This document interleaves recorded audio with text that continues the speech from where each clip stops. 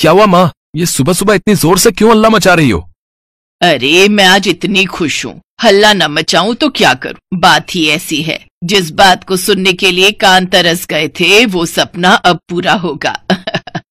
बहुत जल्दी इस घर में बच्चे की किलकारियां गूंजेंगी, क्योंकि तू बाप बनने वाला है।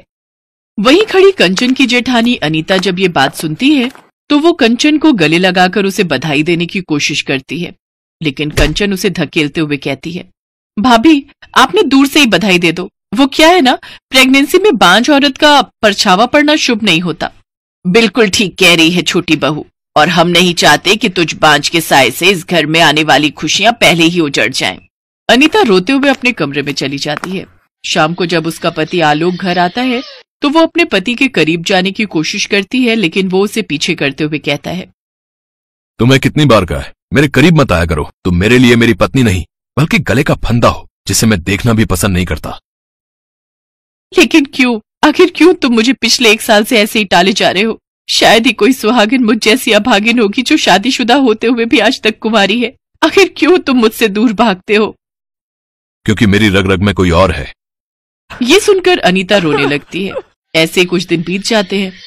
एक रोज आलोक कंचन के लिए गुलाब जामुन और आइसक्रीम लाकर देते हुए कहता है, ये लो कंचन, तुम्हें ये दोनों मिक्स करके खाना बहुत पसंद है ना? ओह जेठ जी, आप तो मेरे पति रोहन से भी ज्यादा मेरा ख्याल रखते हैं। You are so sweet. Alok Kanchan की कुछ ज्यादा ही परवाह करता था। हर वक्त वो उसके आगे पीछे घूमता रहता, जिसे देख अनीता को उस पर शक होता है। आलोक का देवरानी जी की जरूरत से ज्यादा परवाह करना, कहीं कोई गड़बड़ तो नहीं? इस बात का पता मुझे लगाना ही होगा। इस बात की तह तक जाने के लिए अनीता अपने देवर रोहन के पास जाती है। जब से कंचन के मां बनने की खबर इस घर में फैली है, तब से देख रही हूँ देवर जी कि आपके चेहरे पर खुशी नहीं बल्कि एक अजीब ही चिंता की शिकन उभरी हुई है। क्योंकि भाभी, सच तो यह है कि यह खुशी मेरे हिस्से की है ही नहीं। डॉक्टर ने मुझे साफ कहा था कि मैं कभी बाप नहीं बन सकता। ये सुनकर अनीता चुपचाप वहां से चली जाती है। उसे उसका जवाब मिल गया था। इसका मतलब मेरी देवरानी ही मेरी सौतन है और उसके पेट में बच्चा मेरे पति का है। ऐसे कुछ दिन बीत जाते हैं। एक रोज अनीता की आधी रात को नींद खुल जाती है और छत से उसे कुछ आवाज आती है।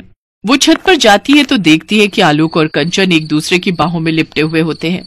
अब बस कुछ दिनों की बात और है, इसके बाद हमारा बच्चा इस दुनिया में आ जाएगा। फिर हमें आखिरी चाल चलनी है, जिसमें तुम्हें अपनी पत्नी को बांझ साबित करना है और मैं तुम्हारे भाई के माथे पर नामर्द का ठप्पा लगा दूंगी। और माँ जी को तो बस इस घर के चिराग से मतलब है, फिर चाहे वो किसी का भी हो। उसके बाद वो हंसी हंसी प्रॉपर्टी हमारे नाम कर देंगी। हाँ, बिल्कुल सच कहा डार्लिंग। अनीता ये सब अपने फोन में रिकॉर्ड कर लेती है। अगले दिन जब कंचन सबके साथ हॉल में बैठकर हंसी ठिठोली कर रही थी, तभी अनीता आ जाती है। उसे अपने पास खड़ा देख कंचन कहती है, आप क्यों मेरे सर पर आकर खड़ी हो गई? कितनी बार समझाना पड़ेगा कि एक बांझ को प्रेग्नेंट लेडी के पास नहीं आना चाहिए, इससे बच्चे की जान को खतरा होता है। तो होने दो खतरा, वैसे भी इस पाप की निशानी को पैदा करके क्या फायदा? तुम्हारी खुद की गोद तो भर नहीं सकी, इसीलिए तुम आज अपनी देवरानी की कोख पर लात मार रही हो, मुझ पर लांछन लगा रही हो। बांझ कहीं की। बांझ तो रहूंगी ही ना, जब आज तक इन्होंने मुझे छुआ तक नहीं और मेरे हिस्से का सारा प्यार तुम पर लुटा दिया, जिसकी निशानी तुम्हारे पेट में पल रहा ये बच्चा है। बड़ी बहू, जरा जुबान संभाल कर बात करो। जेठ और बहू के रिश्ते पर तुम सवाल उठा रही हो, और क्या सबूत है तुम्हारे पास? अनीता अपनी सास को उनकी रिकॉर्ड किया हुआ वीडियो दिखा देती है। शर्म नहीं आई तुम दोनों को ऐसा करते हुए? मैं तो आज तक बड़ी बहू को ही गलत ठहराती रही, उसे बांझ कहती रही, लेकिन तुम छी। भैया, मैं तो आपको अपना राम मानता था, फिर क्यों आपने ही अपने भाई का घर उजाड़ा? और कंचन, क्या कमी रह गई थी मेरे प्यार में?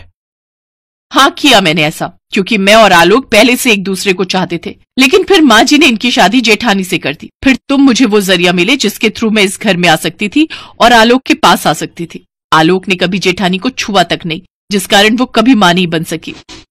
ये सुनकर सास का गुस्सा 7वें आसमान में होता है।